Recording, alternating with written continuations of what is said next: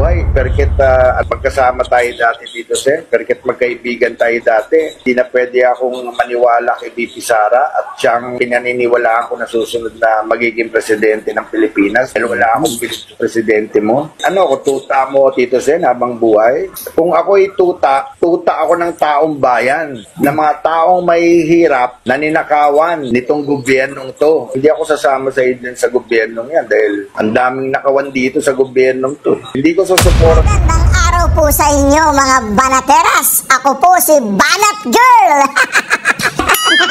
Ito po mga banateras, panoorin natin ito at sabay-sabay po tayong mag-react sa comment section. Alright, panoorin na po natin ito mga banateras.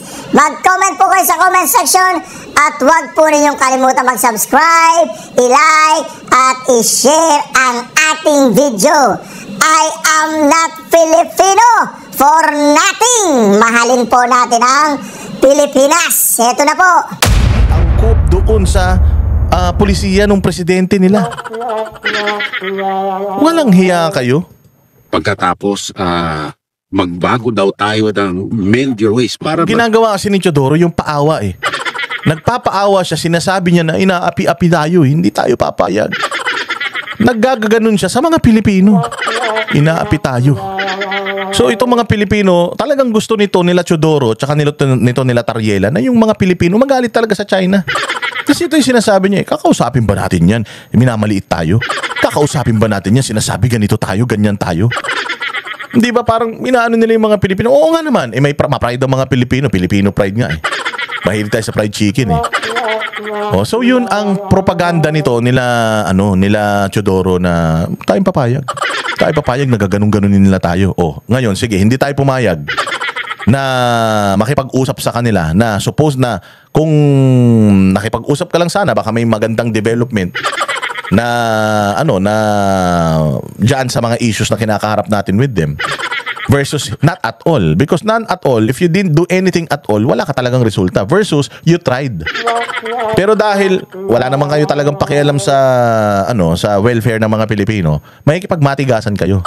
Unang-una, sabi ko nga sa inyo, hindi gumising ang China ngayong araw na to para isipin ang Pilipinas. I don't think so. Napakaliit na ng Pilipinas na market sa market na minamanage nila sa buong Southeast Asia at buong Asia. O pwede nila, actually baka nga makalimutan na kayo ng mga yan eh.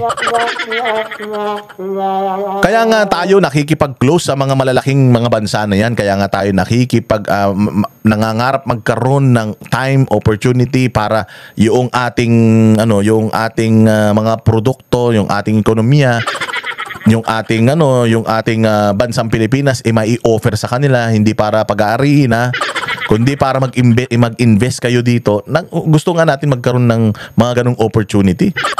Nakikipag-set nga tayo ng mga meeting.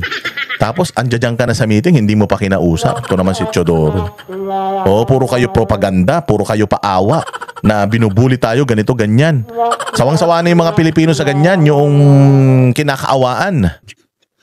Biro mo magsasabi sila, gusto namin makipag-usap, pambait kami, but sasabihan ka on the other hand na gano'n.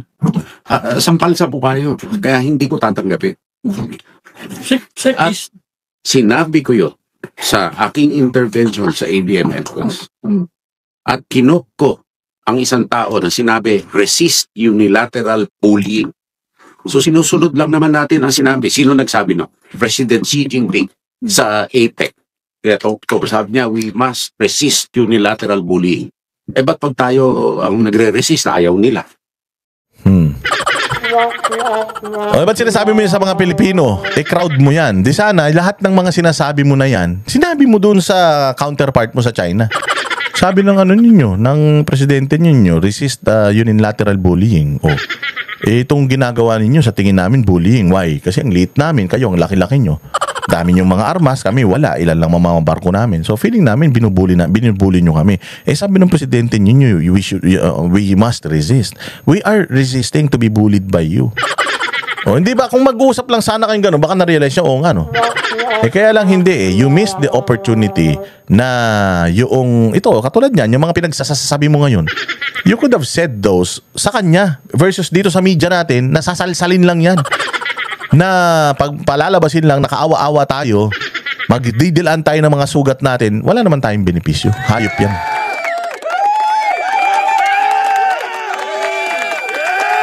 So yan ang sinasabi ni Teodoro.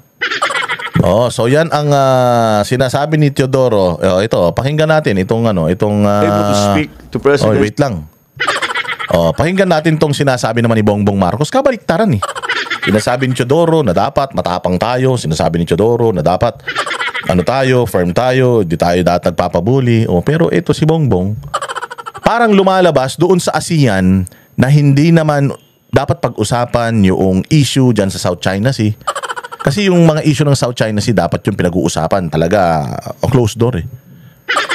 Kasi teritoryo yan eh. Medyo ang usaping teritoryo, pwedeng magdulot talaga ng gera yan eh. Ganyan. Yun naman talagang pinagsisimulan ng gera eh. Yung yung baluarte mo, kinukuha nila. Yung ari-arian mo, inaari nila. Doon naman nagsisimula ang away. Kaya nga hindi talaga yung ASEAN, yung platform na para doon. Dapat pinag-uusapan yun sa mas kumbaga mas malalim at saka yung mas nandiyan talaga yung mga dapat na nakakarinig. At saka yung may mga kapangyarihan na mag-decide para dyan sa mga issues na yan. Ito, trade ang pinag-uusapan dito sa APEC, ASEAN, ang pinag-uusapan dyan trade. Nagkakaroon ng pagkakataon ng bawat world leaders na magsama-sama sa isang lugar para i-take yung opportunity, ilang araw lang, i-take yung opportunity para yung, halimbawa ako, marami akong saging. Marami pa akong stock ng saging, baka meron sa inyong gustong bumili dyan. Marami pa akong stock ng bigas, baka naman meron sa inyong gustong bumili dyan. Yung iaalok mo yung iyong ekonomiya sa ibang ekonomiya, magkaroon kayo ng trade deal para makinabang ang bayang Pilipinas, magkaroon tayo ng revenue. Ang binanggit nito tungkol dyan sa gera o tungkol dyan sa posibleng maging gera pagka hindi naghuminto yung nangyayari dyan sa South China. Importante din yan.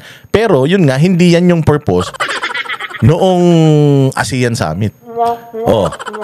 Nagsalita siya against China. Anong sabi ng mga noong mga may Malaysia na nagsasalita pa noong nakaraan na do not impose on us what is yung problema ninyong dalawa because walang ibang makakasolusyon yan kundi kayong dalawa. Ako, Malaysia, meron din akong issue with China pagdating sa pagpapatrolya dyan sa mga inaangkin nilang karagatan. Ganun din, meron din kaming claim, meron din kaming issues, meron din kaming problema, but this is not the right venue to talk about that. If you want to talk about it amongst yourselves. Wag mong parang idadamay mo kami sa sa issues ninyong dalawa na ayaw naman namin madamay, na ang gusto namin dito sa pagpunta namin dito is makausap ang China na yan, hindi para doon sa pag-aaway namin sa karagatan, kung hindi para ialok yung aming bansa na ang mga Chinese mag-invest. Na-realize niya na mali yung ginawa niya. Lahat pa naging outcast siya eh. Dahil sa ginawa niya na yun, lahat ng mga world leaders doon parang umiiwas sa kanya. Lahat nga gustong magkaroon ng panahon with China na mag-meeting with China para may alok nga yung kanilang mga gustong ialok eh. Para kumita ng pera yung mga bansa nila at mamuhunan ng China sa mga bansa nila eh. Nakikita ninyo dun sa mga nila, parang yung magkakasama sila, parang iniiwasan tong ogag na ito. Ewan ko kung baka dahil amoy mabantot kaya iniiwasan to, pero iniiwasan siya dun. Dahil nga parang ulaga, hindi niya alam kung baka madamay pa tayo sa pagbagsak nito, tapos yung reputasyon niya pa. Diyos mio, sige. The only time pinilit kong makapunta sa kanya and I said congratulations. Kung ako si China, anong pinagsasabi mo sa akin? Diyan sa forum ng ASEAN. Tapos, do you expect lalapit ako sa iyo? Do you expect na makikipag-usap ako sa iyo? Ikaw ang may kailangan sa akin, hindi naman kita kailangan. Sana si Teodoro naging katulad ni Bongbong Marcos na walang hiya. Si Bongbong walang hiya matapos niyang siraan yung China eh. doon sa ASEAN eh. Pumunta siya para i-congratulate. Tangina, ganito kapuro lang utak niyan. So sana ikaw, Chudoro, nung may opportunity, pumunta ka na rin doon sa Defense Minister ng China at ipinaliwanag mo kung ano yung saloobin mo. Ipinaliliwanag mo yung saloobin mo sa mga Pilipino. Anong naging benepisyo ng mga Pilipino sa ginawa mo? Was able to speak to President Xi Jinping was in our last leaders retreat meeting. And the reason why, ang hirap lapitan talaga. You know, meron kaming holding room. But every time he comes in, he's surrounded by his security. So, Talagang inaano nila baka mawala daw yung pitaka eh. Nung nakita nila nandudong ka sa loob, medyo naghigpit sila ng security. Kasi daw baka mawala yung mga kagamitan nila, mawala yung mga pera nila, nandun ka sa loob ng kwarto, delikado. hirap lapitan. Ayoko namang mamilit. Baka suntukin pa ako ng security guard niya. But when we came to the end, sabi ko, nakakahiya ito. Hindi pa ako bumabati. Nakakahiya daw. Hindi pa siya dumabati. Alam mo, BBM, ang nakakahiya, yung binanat-banatan mo siya, tapos, pagkatapos mo siyang banat-banatan, nagpumilit kang lumapit sa kanya para i-congratulate siya. Parang tanga lang, di ba? Alam mo yung kapitbahay mong chismosa? Yung kapitbahay mong chismosa na araw-araw sinisiraan ka sa lahat ng nakakausap niya. Tapos biglang maya-maya nakita mo siya sa harap ng bahay niyo kumakatok nang hihingi ng ulam. Ganun ang ginawa nito ni Bongbong. Binanat-banatan niya yung China, tapos pagkatapos noon, para siyang asong ulol na gustong makasalamuha yung presidente ng China. Ay ko kasi nakita nga siya nung presidente ng China, parang di pa siya kilala. Sino ba ito? Putang inan to. Lapit to sa akin. Di ba baka kung anong sabihin, baka naman ma-offend. Sabi ko, ma-offend. So feeling niya, kapag hindi siya pumunta kay Xi Jinping at nag-congratulate, mau-offend si Xi Jinping. Pero siniraan niya ng siniraan yung China doon sa APEC, ay sa ASEAN. Hindi siya nahiya doon. Hindi siya nahiya na siniraan niya or sinabi niya yung problema ng Pilipinas with China ng maraming mundong nanonood, maraming mundong nakikinig. Mas nahiya siya na nandiyan si Xi Jinping, hindi man lang daw niya makongratulate. Pangina, no? Wala talagang tinuang pag-uutak nito, no? Hindi mo talaga alam kung anong tumatakbo sa kokote nitong mamang ito. Wala na talaga siya sa hulog, no? Hindi mo alam kung papunta siya sa kaliwa, papunta siya sa kanan. Hindi mo talaga alam kung anong stand niya sa buhay. Firm ba siya? Makikipag-away ako sa China? O makikipagbati ako sa China? Hindi niya alam kung ano yung gusto niyang gawin. Yan ang problema kapag tuyot ang utak mo . Wala kang desisyon. Yung desisyon mo, ikaw rin ang bumabali. Sa bagay, kinakausap nito mga multo. Kaya sigurado ko nung undas, kaya gulong-gulo ito. Dahil nung undas, maraming mga espiritong nakausap na naman ito. Pinilit ko makapunta sa kanya. And I said, congratulations on your assumption of the chair for the following APEC. And I hope to do good work together with you. That's it.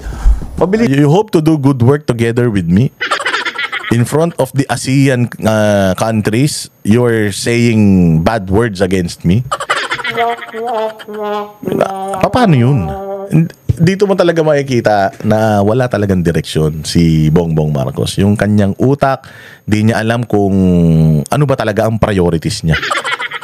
Hindi niya alam kung papaano talagang siya makipag-deal or papaano niya puposisyon yung kanyang foreign policy because wala talaga siyang foreign policy. Wala talaga siyang foreign policy. And tingnan ninyo mga bossing yung protocol na binreach ni Bongbong Marcos dito sa APEC ito papakita natin. Ayan. So si People's Republic of China, meron siyang speech.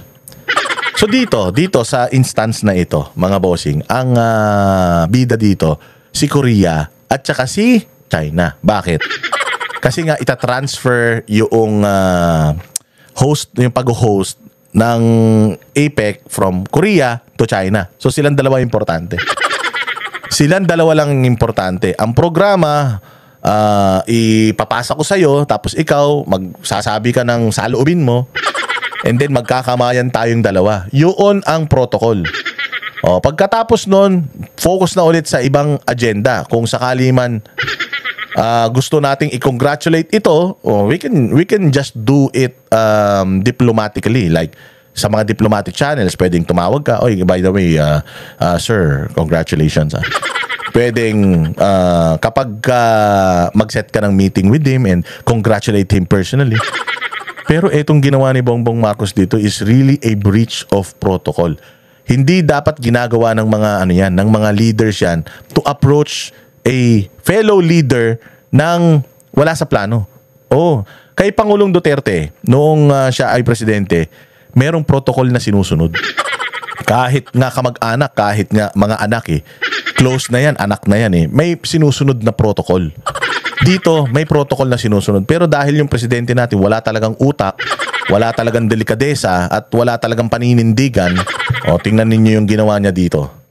밝은 미래를 열어가기를 기대합니다. 飞出来那只蝴蝶 The butterfly was flying 전혀 in the dinner hall. It 나비가 was very 이 beautiful.在明总统就说你们明年的蝴蝶是不是也可以飞起来啊 Are you also going to 那 have 么我 a 说 butterfly next 我 year? 希望这只美丽的蝴蝶飞到深圳 The beautiful 最好 butterfly 它 will come to 能够飞得更好 여기에 있는 이 아래 Hindi maintindihan Okay lang yan. Basta hindi naman yan yung gusto natin maintindihan yung sinasabi niya.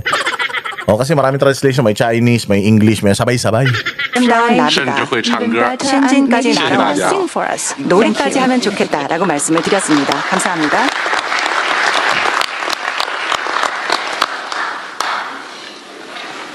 So yan yung protocol. Yan yung event. Magkakamayan silang dalawa. Official. Pag nagkamayan yan, na ikaw na ang mag-host ng APEC Summit sa 2026. Yan na.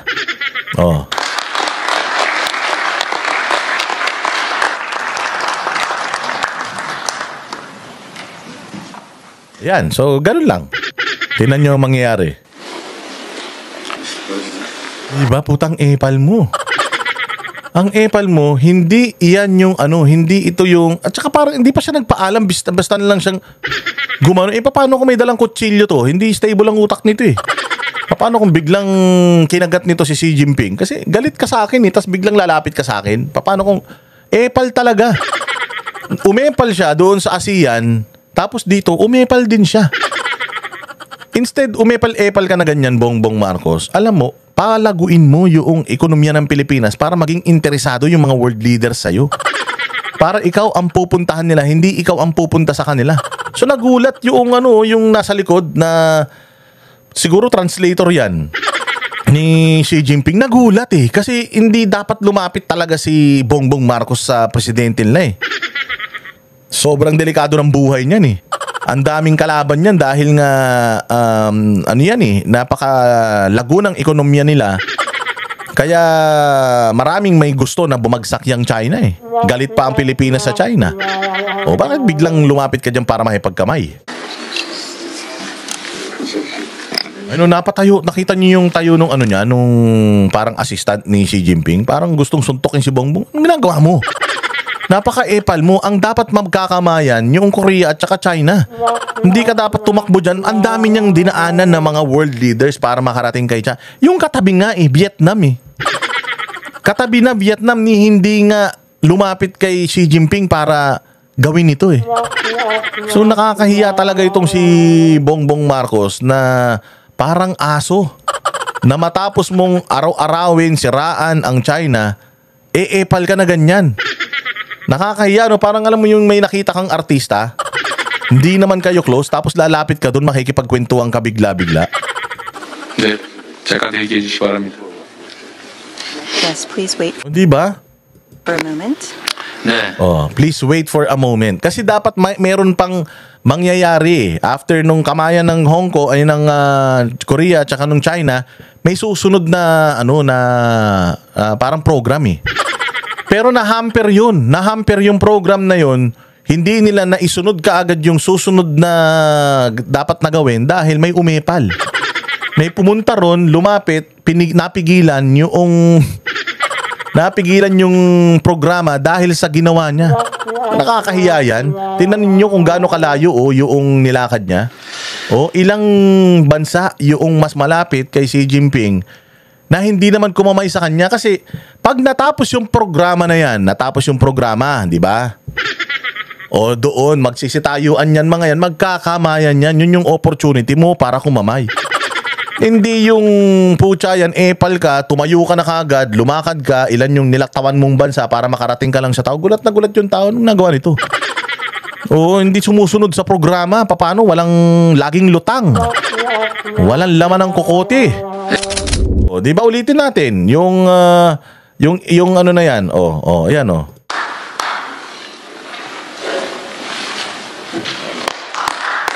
Di ba? Palakpakan,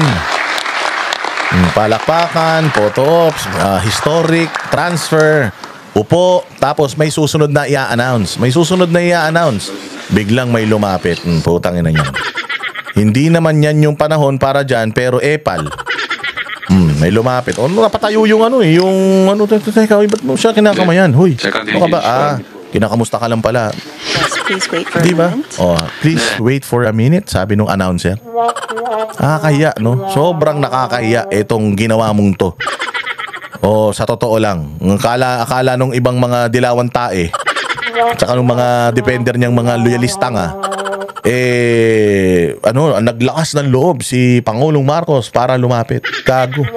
Nag-breach kayo ng protocol. Maling-mali yung ginawa nyo na yan. Sabi ko nga sa inyo, nung panahon ni Pangulong Duterte, etong mga world leaders na ito are the ones going to him, the ones shaking his hands, the ones wants to be friends and have a time with him. Tingnan mo dito, wala yata ni isa sa mga to ang nag-set sa kanya ng ito lang yata ito, syempre host yung Korea so pag host ng Korea, lahat talaga ng mga bansa na pupunta, kakausapin ng Korea. Pero tingnan mo, walang ibang mga bansa rito na nagkaroon ng interest to make a deal or at least talk to Bongbong because alam nila to. And hindi natin dapat pagkatiwalaan to. Mga tao nga sa bansa niya, tinatraidor nila tayo pa. Di ba? With President Xi Jinping again, neither side asked for a meeting. Neither side asked for a meeting. Ang China hindi nakipag-meeting sa atin. At ang Pilipinas, syempre mayabang tayo, hindi rin tayo humingi ng meeting sa kanila. Lakas, no? Parang anyaman-yaman natin, no? Parang wala tayong pangangailangan na hindi natin kailangan nitong mga partnership with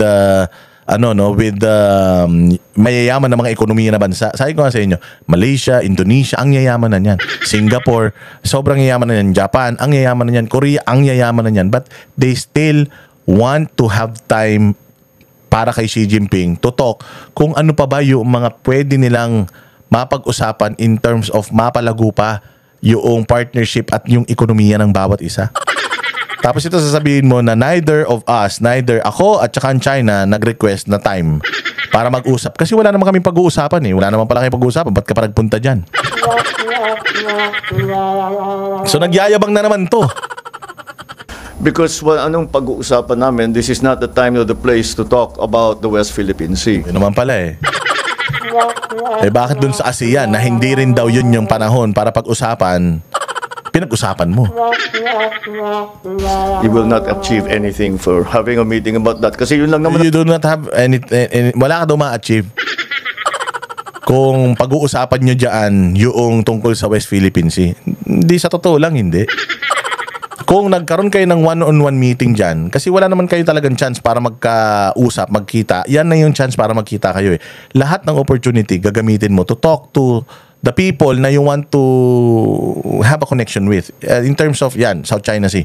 You should have used that forum to sit down and talk about South China. Paano tayo makakapag layag dito ng peacefully nang wala tayong away? Paano baka naman pwede? Di ba? Pag-uusapan nyo yun dyan. Ba't hindi ka nag-set ng meeting? Ayaw ka talagang kausap. Sila ang hindi nag-set sa'yo ng meeting dahil wala kang bilang sa kanila. Tapos ngayon magyayabang ka na kahit hindi kayo nag-set ng meeting with them. Pero, kasi wala kayong pag-uusapan. Pero para kang aso, lalapit ka doon, makikipagkamay ka sa kanya, magpapapansin ka sa kanya. So, sino maniniwala sa'yo na hindi ka interesado na makipag-usap sa kanila kung Ang layo nga ng nilakad mo para i-breach yung protocol Makapagpapansin lang sa China Umamin ka na. Wala silang interest sa atin at kung feeling mo napaka-importante mong tao, magtsatsaga ang China sa'yo, wag. Tigil mo na yan. Kung ano man yan nainom mo, itigil mo na yan. Wag mo nang inumin ulit. Kahibangan lang yan. Ang papag-usapan namin hindi naman yun lang ang pag-uusapan namin. Kung hindi, ayan, public alert notice, meron din ako niyan Parang sa atin. Kita mo, wala siyang sa utak. Nagpapaliwanag siya, ulitin natin. Dito sa video na to, nagpapaliwanag si Bongbong Marcos tungkol doon sa tanong na wala bang chance, boss, sir, na mag-usap kayong dalawa? Like, di ba kayo nagkaroon ng meeting, schedule ng meeting? Kasi pag Amerika, gusto mo talaga magkaroon ng schedule ng meeting ng Amerika. China, gusto mo talaga magkaroon ng schedule ng meeting ng China at kung sino-sino pang mga malalaking world leaders. Kasi syempre, gusto mong ipakilala yung bansa natin, pakilala mo kung anong mga pwede mong i-offer sa kanila. So, yun yung pinapapaliwanag sa kanya. Tingnan mo, wala talaga siyang focus. Para siyang yung batang alam mo yung batang may ADHD na ang likot-likot ng mata, paligoy-ligoy, hindi masagot yung tanong. Tapos, ang daling ma-distract. Ang tao madaling ma-distract kapag wala talaga sa puso at sa isip niya yung ginagawa niya. Tingnan nyo. This is not the time or the place to talk about the West Philippine Sea.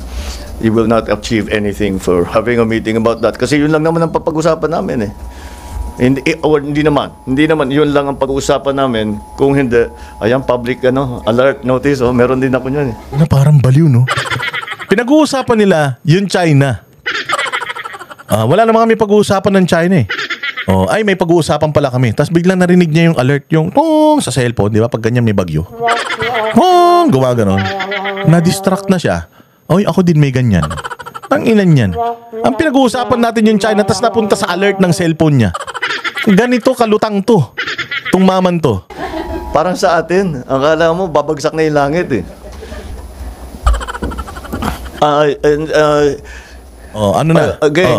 this is not this is APEC. Wala na. Na-distract na. Ang linaw-linaw ng tanong sa kanya, wala na nga siya naisagot. Na-distract pa siya. Ibig sabihin, wala talagang laman utak nito. Ito talagang pinakabobong presidente na nakilala ko. Philippine Sea. You will not achieve anything for having a meeting about that. Kasi yun lang naman ang papag-usapan namin Hindi naman yun lang ang pag-uusapan namin. Kung hindi, ayan, public alert notice, meron din ako niyan Parang sa atin, akala mo babagsak na yung langit Ano yun? Ano yung pinag-uusapan nyo yung China? Tapos biglang public alert, tapos babagsak na yung langit. Ang inang klaseng utak nito. Sunog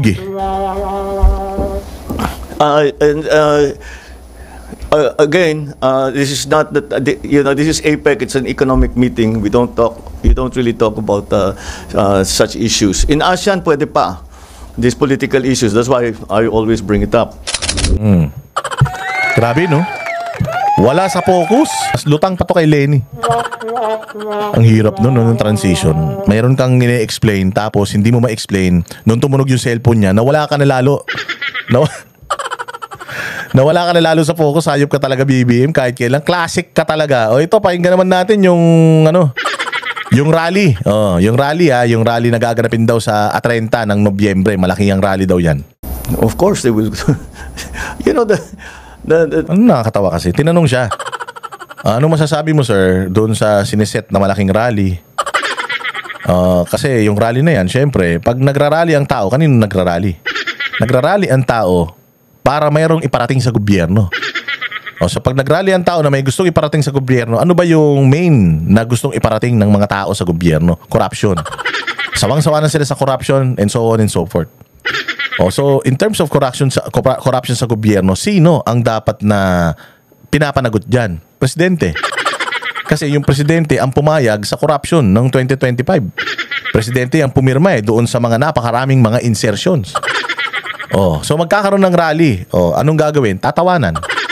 Ganyan na ganyan yung ginawa niya doon sa Australiana na nag-interview sa kanya, kaya binarabara siya Dahil tinawanan niya, sabi, ano nakakatawa ron? Halimbawa, itong sa November 30, ano nakakatawa na magrarally sa November 30? Of course they will. of course that will be Sa patawa-tawa. Wala talaga siyang alam, Kasi pagka may tinanong sa'yo at alam mo yung isasagot mo, sasagot ka na kagad ng diretso, hindi yung paligoy-ligoy, pa singhal-singhal, patawa-tawa. Parang sarcastic na sinasabi na, wala yan. Oo, wala yan. Rally-rally na yan. Hawak ko pulis. be a cause for outrage. Those funds are supposed to go to people, to feed people, to make their lives better, and then that all disappear because they're buying airplanes and buying big mansions kung saan-saan. Buying airplanes, big mansions. Mga kaalyado mo yan, bongbong. Mga kaalyado mo yan, mga tao mo yan. May mga eroplano, napakaraming mansion. They're not just buying one big mansion, ha? They're buying multiple mansions in one super-duper exclusive high-end subdivision. Yung Forest Park, yung pinsa mo, 12 bahay daw, doon, di umano. Utangin na yan. Tapos, wala pa rin hanggang ngayon, hindi pa nakakasuhan. Si Saldico, ni passport, hindi nga ma-cancel. Yung mga basic na dapat na ginagawa ng gobyerno para mapanagot etong mga hudas na ito, wala eh. You can actually use AMLAC to freeze all the assets. You can actually use the... Unang-una, sa politika, gusto yung side ni Tito Sen. Nandyan siya sa side ng nakaalyado siya sa gobyerno eh. Doon pa lang, hiwalay na kami. Ano bang ibig sabihin nito? Dahil 6 years ago, membro ako ng Itbulaga. Magpapakatuta na lang ako sa Tito Sen. Ganun ba yun? Wala ba akong sariling buhay? Wala ba akong sariling desisyon? Nagagalit sa akin si Tito Sen dahil kumakampi ako kay BP Sara. Ano to, habang buhay, perket at magkasama tayo dati Tito Sen, perket magkaibigan tayo dati, hindi na pwede akong maniwala kay BP Sara at siyang pinaniniwalaan ko na susunod na magiging presidente ng Pilipinas dahil wala akong bilis sa presidente mo. Ano ako, tuta mo Tito Sen habang buhay? Kung ako'y tuta ako ng taong bayan, na mga taong may hirap na ninakawan nitong gobyernong to. Hindi ako sasama sa idin sa gobyernong yan dahil ang daming nakawan dito sa gobyernong to. Hindi ko susuportahan tong gobyerno to dahil ito na ang pinakakurakot na gobyerno sa tanang buhay ko na naranasan.